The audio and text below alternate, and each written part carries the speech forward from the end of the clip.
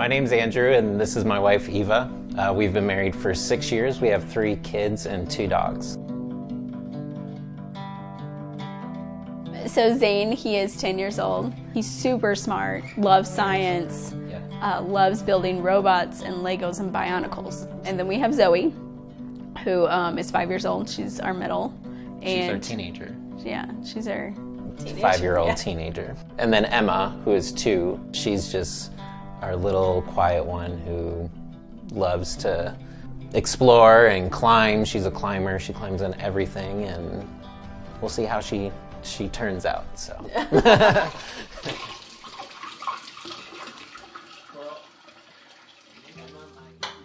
I had noticed that probably for about a year, Andrew was very distant.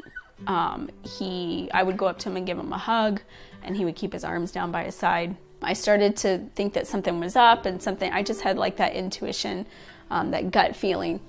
And then one evening, I heard his phone go off, and he was downstairs and his phone was upstairs.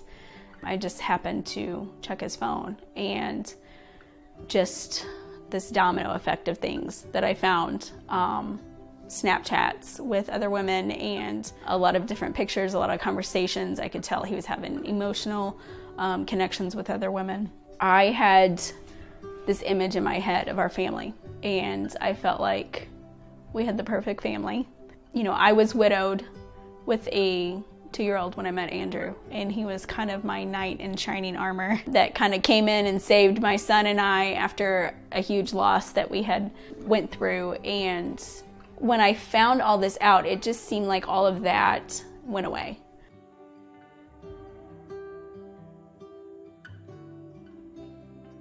So I've been struggling with pornography since I was 13 years old, and I felt like I never was able to be open with anybody.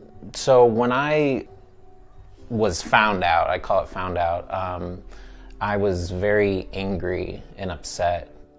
I almost want to say it's like a drug addict coming off of a drug, and that withdrawal. Like I had a lot of anger, a lot that scared her and that she had never seen before. To the point where I got so angry one day I punched our house and broke my hand. After that happened, I was like, that's not me, that's not how I'm gonna be. And I don't think I've gotten angry like that ever again, because it scared me. And it was like, I don't know who this person is. I don't know if I can trust myself anymore. I don't know, is there something wrong with me? I just felt like in a state of numbness and shock. And to be honest, it was a similar feeling as to when I found my husband who had passed away. It was the same exact shock and feeling, and it was just like, how can this happen?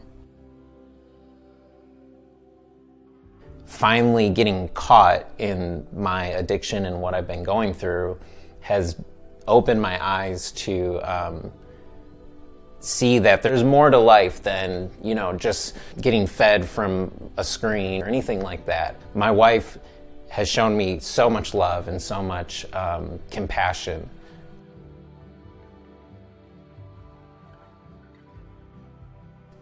I just tried to continue to support him.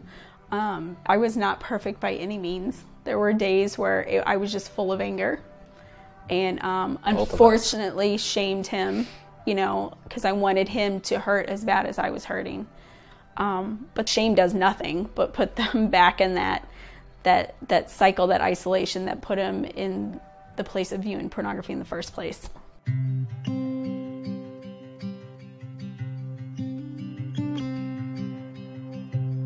I'm not going to go back, because it's just going to ruin everything that I've worked for 2 years, almost 2 years now, 22 months. And yeah. We all struggle with something in our lives, and that was very helpful to see that and to know that he didn't want to live that way, and he didn't want to hurt me.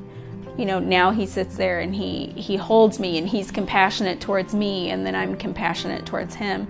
And it's really, for the first time in our relationship, brought us to a place where we're emotionally connected and we actually have intimacy for the first time.